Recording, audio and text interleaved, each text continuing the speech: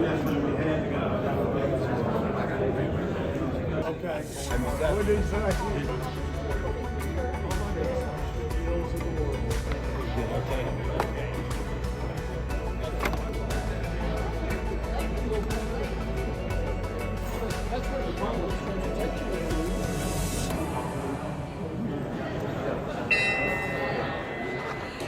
Good afternoon.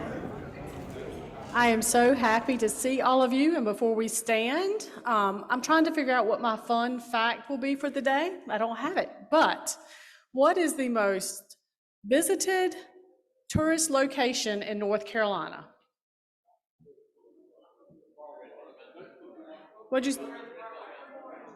The Great Smoky Mountains.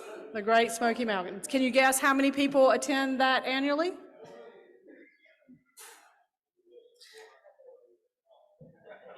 Phil, did you read my notes?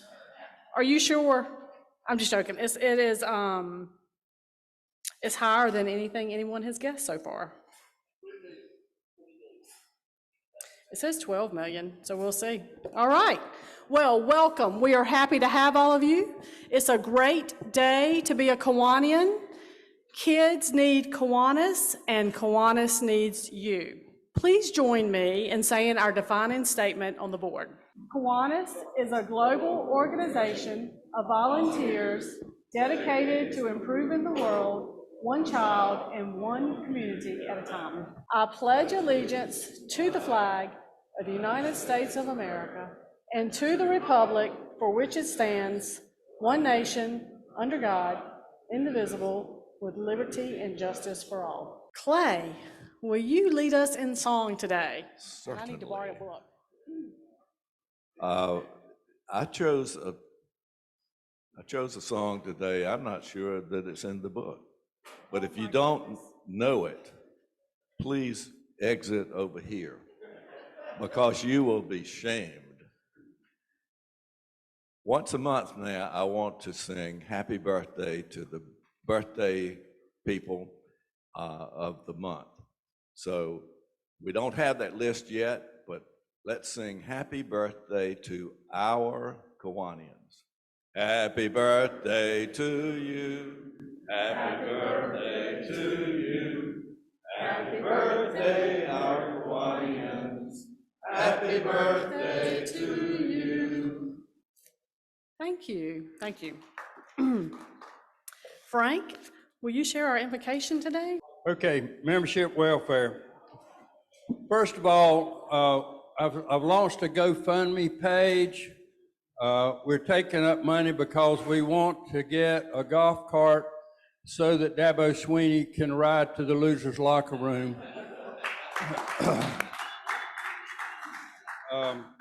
And Randy Hartley is recovering, and that's not BS. Man is sitting right here. Bob Brooks' visitation is tomorrow. Saturday. Says Saturday here. You sure? That would be a typo. That would be me wrong. All right, I'm so sorry, Nick. So Sunday 2 to 4. You've had enough discussion about it now. No way you can foul this up. But Sunday afternoon, Brown Win. St. Mary Street. Yeah. All right. Good work. Put him down as an alternate. You know what, John? I should have called on. I'm sorry, Nick. I set you up in a bad way. I'm so sorry. Tarver Salmons, you got a guest? So Tarver has a guest. His lovely daughter is here, and the mother of his 2 grandchildren. 2 to 3? 2 and 3, okay. And so she works in the restaurant industry, and that's about all I know about her, Tarver. You're supposed to be introducing her, not me. Yeah. And Stacy Askew's got a guest today. Okay. So, Greg, stand up. So I want to introduce to you Greg Bowers. He is the new Deputy Executive Director at the North Carolina Education for Finance, Administration, and Security. He is retired from the Ohio Lottery after 30 years, so we are happy he's moving to North Carolina. He is an avid golfer. Many of you are avid golfers, so introduce yourself, help him get to know the community, and take him out for a round of golf. Thank you. And he's my boss. Okay. Do we have any other membership welfare that anybody would like to mention? Yes, can we please bring Scott a microphone? I've got a guest today that Robert was supposed to introduce, but he's failing in his duties. Lannon Pius. I'll introduce my son, Lannon Pius, who happens to also be the president of your Action Club. And he's here to tell you he's going to be here for the pancake. Good to see you, Landon. Stacy, Courtney is online. She's on Oh. our Zoom. So if you want to say hello, she is there. She's the Raleigh Kiwanis box there. Okay, Courtney is there, and we are happy to see you. We are Yay. praying for you.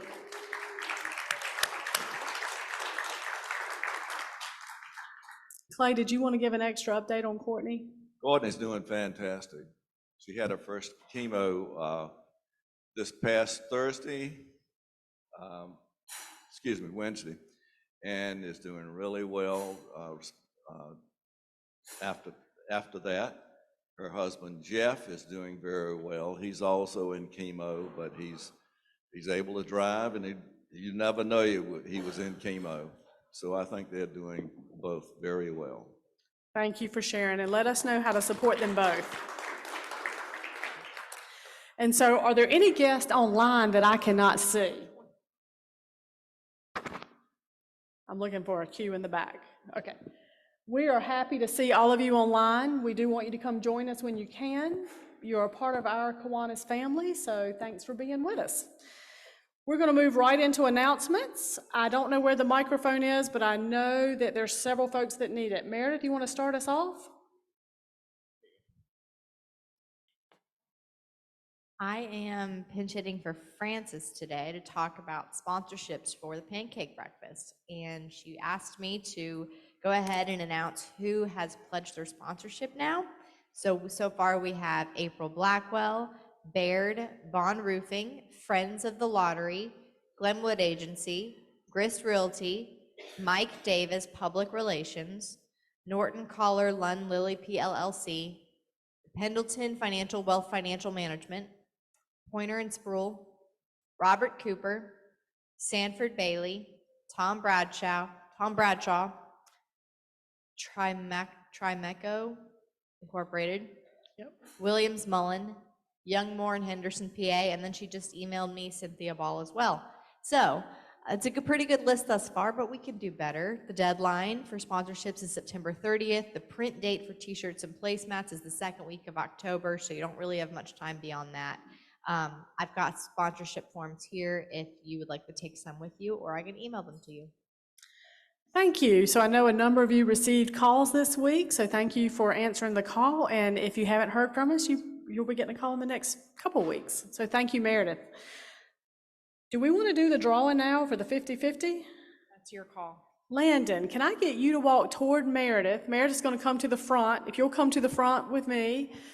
We have $270 for the 50-50 raffle. We only did it for 2 weeks as just a trial to see if this club likes doing this, to have some fun. And so half of that would be $135. Yeah, Landon's going to draw out our name for us. Can you do that for me, Landon? Meredith is holding the bag. Shake it up real good. All right. Frank Manson, congratulations. What are you going to do with your money, Frank?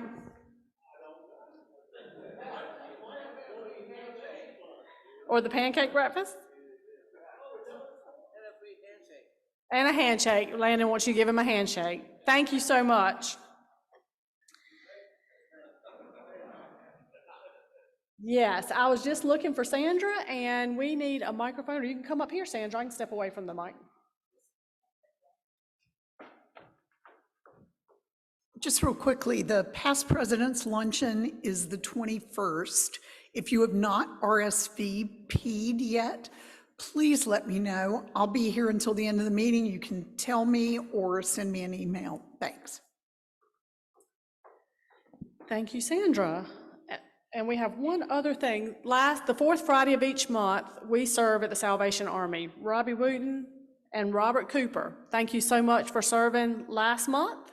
We are now taking signups for this month. So if anybody can serve for the fourth Friday of the month, please raise your hand. And Bob Lippert will put you down and we'll find someone to serve with you. I'm gonna ask each week until we have 2. So thank you so much. Cricket, did you get Bob Lippert? Yep. Fantastic. Are there any other announcements that anybody wants to share? Any chairs of the Pancake Breakfast Committee? All right. So Bob, we are so excited for you to introduce our speaker today. While he's coming up, there are going to be a couple of Fridays in the month that we need help taking the food to Salvation Army. Robbie has done this. You got all of them? Okay, thank you. Thanks, Bob. Thank you, Stacy.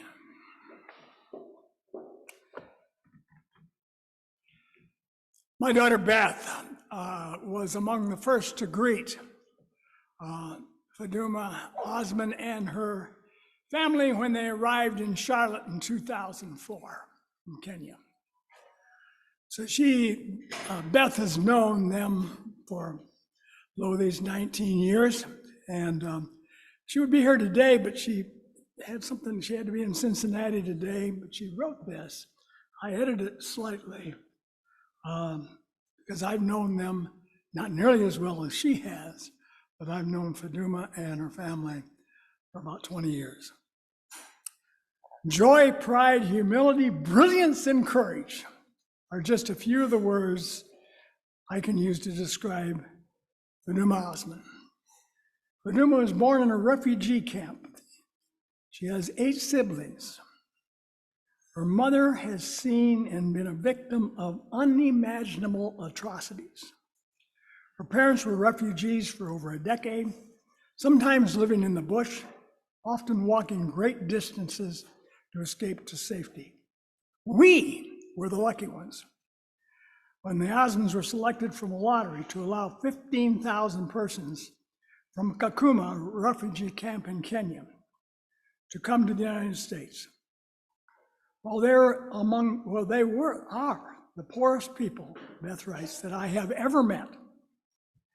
They were also the most joyous and humble. Now I'm going to read these slowly so they sink in. When they arrived here, they knew nothing about how to live in America, such as how to turn on a light, how to open a door, how to use refrigeration, eat at a table, drink out of a straw, use pillows, sheets, an elevator, an escalator.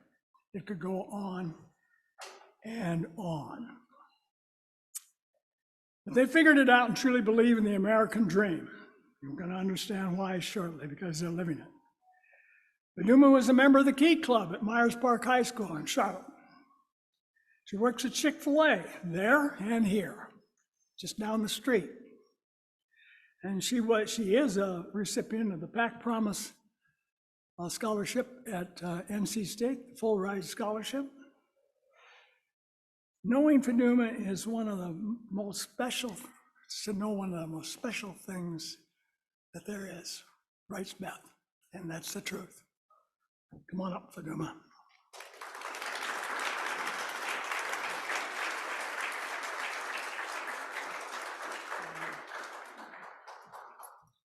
Hello. Okay, my name is Faduma Osman. I'm from Charlotte, North Carolina. I went to Myers Park High School.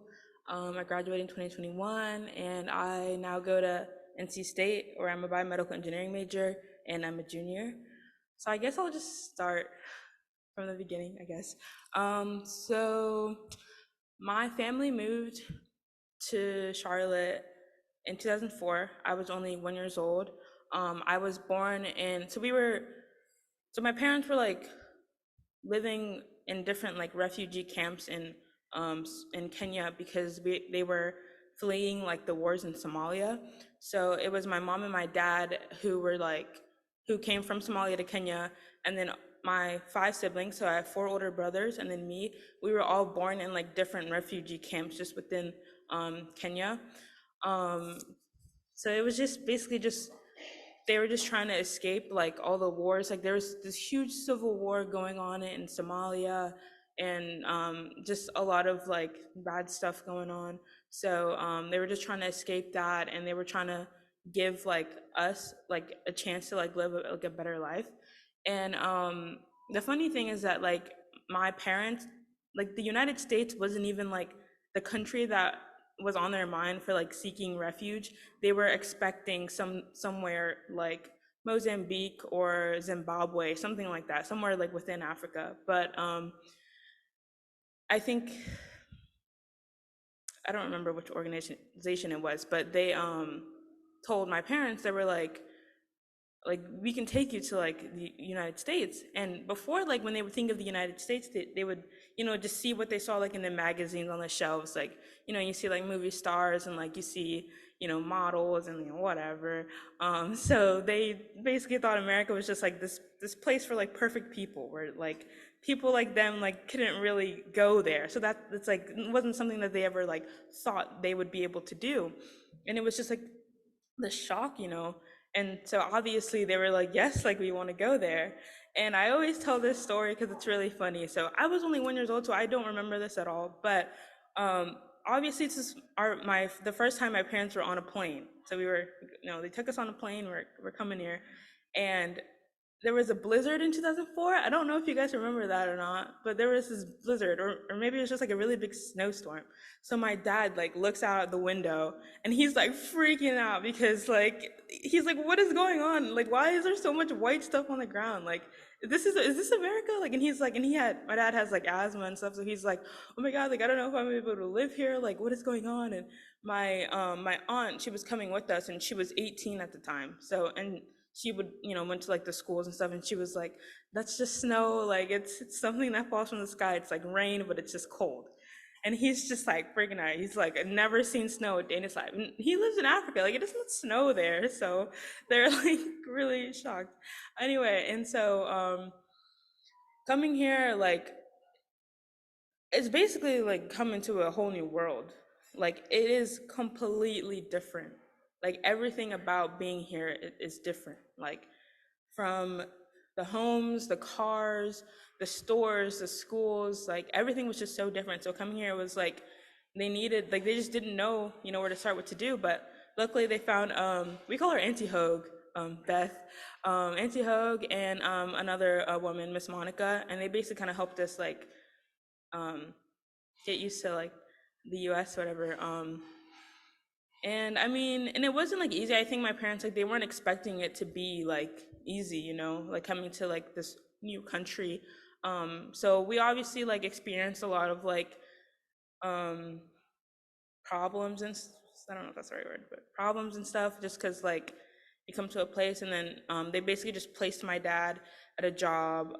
They put my mom into English classes so she could kind of learn it a little bit. So yeah, that's kind of like the beginning. And then I only remember living here. So I guess for me growing up, and I'm the 5th child, so I'm like straight in the middle. And so I was always helping my parents like translate like their immigration documents. And this is like I joke around with my mom and I'm like, I can't believe you had me like translating these crazy documents for you at like 7 years old. But like looking back at it now, I'm like, I get it, because they didn't really speak English. I was going to school in America. I knew how to speak English. So I kind of felt like it was like my duty, I guess, to like do that for them. And that would go for like a lot of aspects of life. Like, this is another funny story. So we used to live across the street from a Food Lion. And there were these people that were like, okay, we're going to take you guys shopping to go get you food. And, you know, mom's like, oh, like, where are we going? And they're like, oh, we're going to Food Lion. And mom's like, she thought they meant like we were going to like get eat lions or whatever. she was like, I don't eat lions. Like, I don't want to go to the store. And they were like, no, that's just the name of the store. And she was like, oh, okay. So that's probably one of my favorite stories ever, I've ever heard. So now every time I look at that food line, because and we also lived in that complex that we were brought to. We lived there for 20 years till last year. Actually, I'll get to that later. Okay. Anyway, yeah. So, and then when I was 8 years old, I was in third grade. I helped my mom study for her citizenship test, and she passed on the first try. And that's like one of my biggest accomplishments in life, I feel like, because I was just really young. But I would like study with her so I could help her, because I don't know. And we had like a little party too, and it happened. And so I just feel so lucky to help her, because her getting her citizenship mean that like I could be a citizen as well, because I wasn't born here.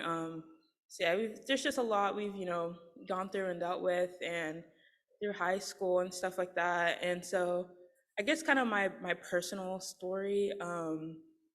I'd I'd always been like into. I was telling the guys at this table I was sitting at, I've always been super into like science and math and that kind of genre. And I think it was 10th grade. I was kind of like struggling a little bit to figure out what I wanted to do, because I knew I wanted to go to college. I didn't know where, but I knew I wanted to go to college. I didn't know what to study. So then there was like a career day in my bio class in 10th grade, and my teacher showed us like about biomedical engineering. And I thought that was perfect, because it had science, it had math, it had engineering, it had creativity, it had all the stuff that I really wanted to do. So I was like, okay, this is what I want to do. So then I started junior year. I started researching colleges for where I wanted to go, and I saw NC State has a really great biomedical program, and it's joint with UNC, so I technically am a student at UNC, but go Pack anyway. So yeah, and I was like, okay, this is what I want to do. And it's also the most competitive major at NC State. It's the hardest to get into, has the lowest acceptance rate. So it's like, okay, this is what I want to do. So I kind of applied. I didn't really tell my parents, I guess, because I was kind of scared. I would have been the first to like leave home to go to college. So I kind of just applied. I was like, okay, let's just see if I get in first before I'm like, I want to leave for college.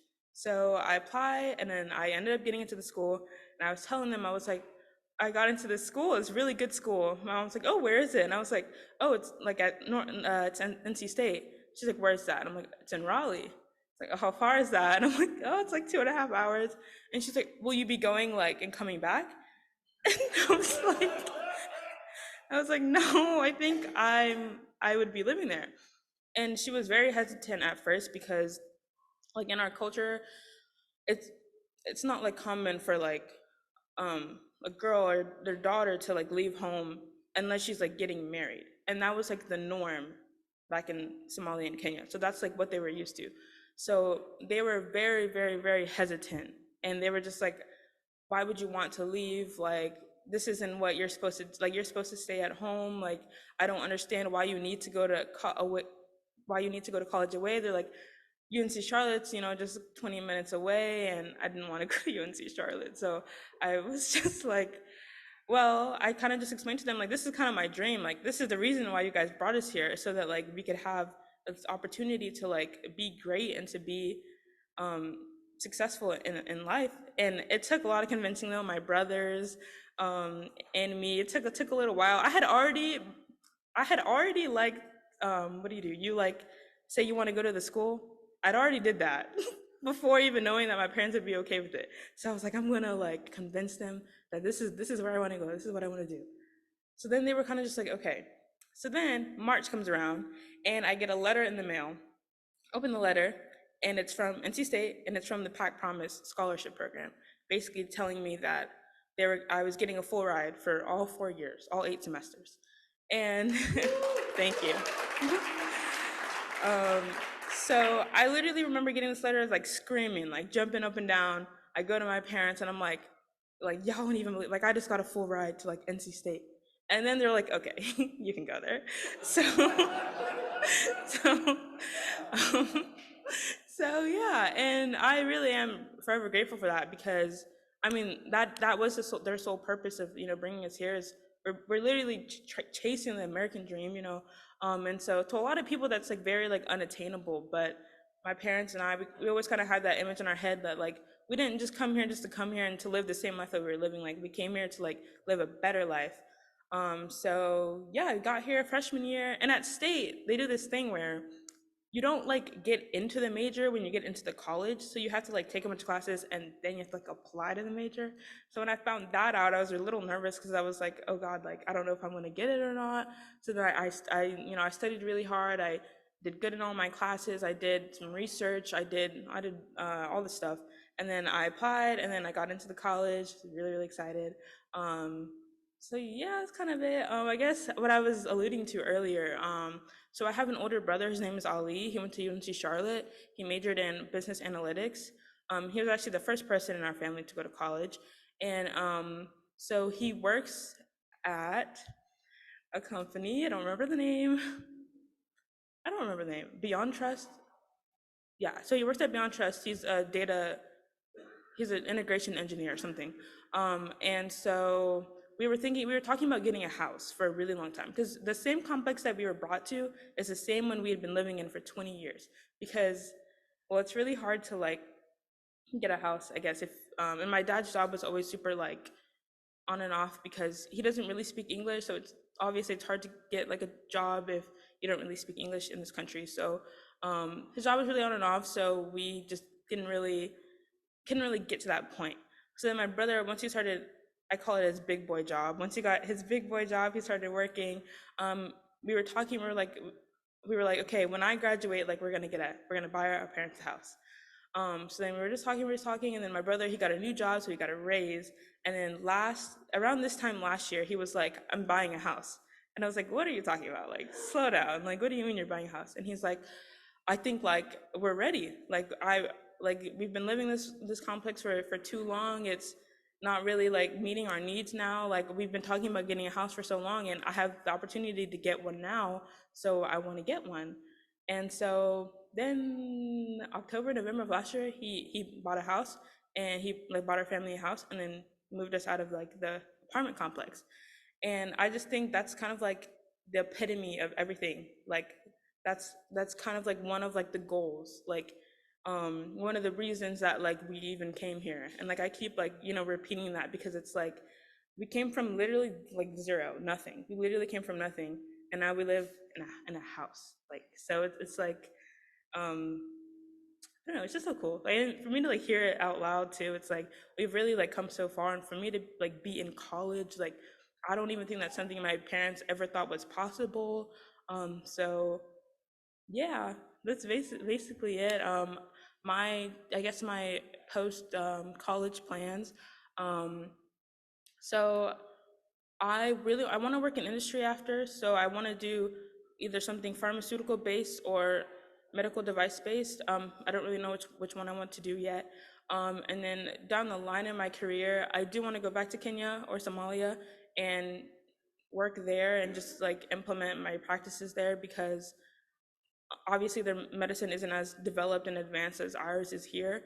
And my grandfather actually, in the summer of 2021, right before I got to college, he passed away from a tumor.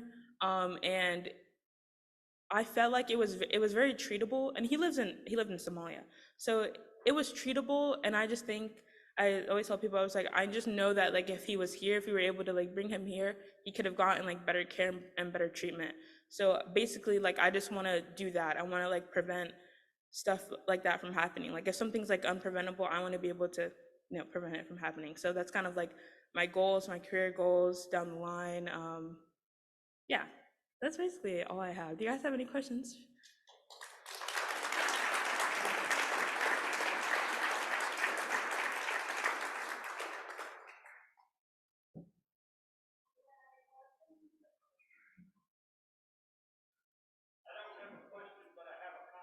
Okay. Oh, thanks.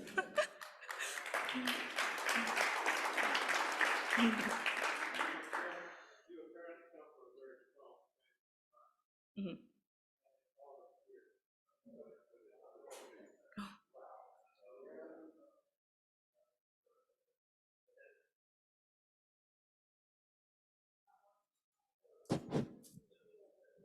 Is it working? Yep. You apparently come from a very strong family, which has been part of your success, and I think all of us here commend you on what you've done. I would be very happy if my grandchildren use you as an example and follow in your footsteps. Thank you. There's another side to your story. Do your parents ever come to town that they could come talk to us? Let me tell you why I'm asking that If you ask question. them, they probably will. I spent a little time in the Army that awakened me to some things that I think many of us here without that experience take for granted. For instance, a warm shower, a flush toilet, a road you can ride down without fear of a landmine or an ambush. And little things like that, that in America, we have no idea what that's like. I think the contrast of your folks' lives to where you are would be tremendous on awakening us to the rest of the world. Yeah. Do you think you could get them to talk to us? I can ask them. I think they would like to, because I know, obviously, like, my mother and like my dad's stories are very different from mine, and so they would be able to tell you all the reasons why they left, everything that happened. So my mother and I did an interview with the Charlotte Observer in 2021. I don't know if any of you have read it, but if you want the link, I can send it to Bob. He can send it to you guys. But and so she talked a lot about it in that. If you want to read that, and they'd be able to, if they, I can talk to them and see if they'd want to come talk to you, because it's okay. It's some of the stories that you'll hear, like, kind of unbelievable. So I will talk to them.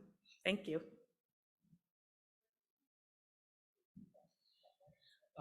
Wow, start with wow. I can make a suggestion. Many of us have had similar backgrounds. You won't maybe realize that, but my parents escaped the Holocaust. They lived through the Spanish flu. I was born in Canada. I didn't know any of that, because all I knew was my parents had been in Canada for 10 years. I was born, and it wasn't until they had passed away and I was 75 years old that I decided to find out who my parents were. And I did some work in history, and I found out they lived through the Spanish, and I wrote this whole thing down, and I wrote a biography about my parents. When you get married and you have your kids will be American, and they won't know anything about their history and their background. Your parents will have passed away, and you won't be able to ask them anymore. Ask them the questions, write it down. You have a very interesting history, and I'm sure your kids and grandchildren are going to know where they came from. Yes, definitely. Thank you.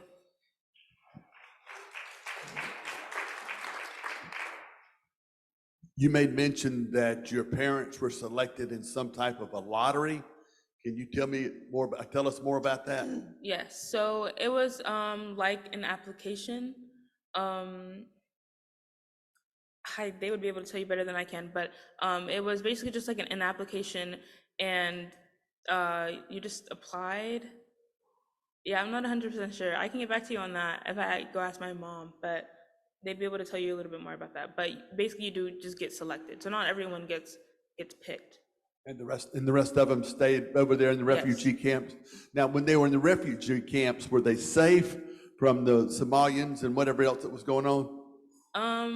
There was always risk that they could be attacked or ambushed at any given moment, but leaving Somalia and being in a camp like that, they were a little bit more safe. So they didn't really have to deal with too much of that kind of stuff in the camps. It was just more of like just poverty in the camps.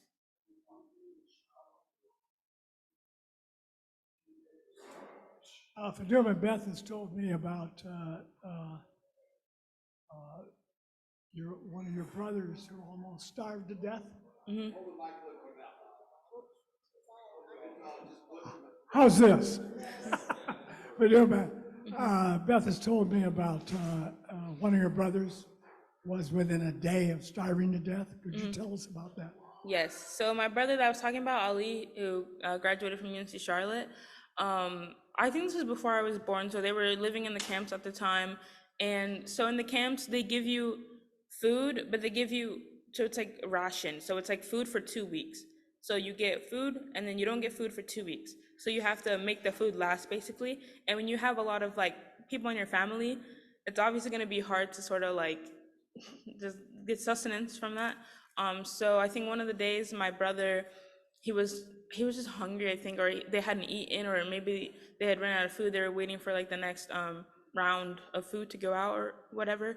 And my mom found him, I think, in one of the rooms, like he was passed out on the floor. My mom thought he was dead, basically, because she just didn't know what was going on. She knew he was hungry, the food was coming, but she found him there on the ground, just passed out. She thought he was dead. And when we did the Charlotte Observer interview, my mom told the story, she started crying.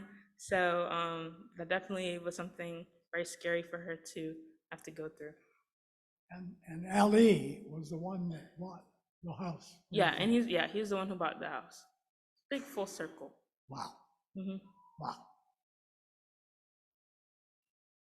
Okay, let's give a big round of applause. Thank you. That was fantastic, and we are so proud of you. We are here to support you. I know you only have a few more years left at NC State, but come back anytime. And if you need anything, let Bob know, and he'll let us know, because we want to be there for you. An amazing story. We donate a book. We donate a book in the classroom. I'm going to ask if you will sign it, and we'll do it in honor of you. She's one of my favorite books, actually. Oh, it did? Series, yeah. Fantastic. Well, this one will be from you, from Speaking Today. Right there will be perfect. Oops, I'm sorry. Thank you. And while she's signing that, I neglected to tell you to mark a date on your calendar, thanks to Mel Broughton, that we will mark October 12th. That will be our Mill Bernie night. So mark your calendars, and more information to come. Next week, we'll have sign-up sheets. And I hear our youngest new member speaking in the crowd today. And we need to go ahead and get her to join. We need to take our average down. So Ashley, Greg, and Landon, thank you. And thank you for coming today. We would love you to join our family here at Kiwanis. If you need an application, we can get it for you, and come back any other time. You're welcome. I want everybody to have a fantastic weekend. Be safe, be careful, and we'll see you next Friday. You're adjourned.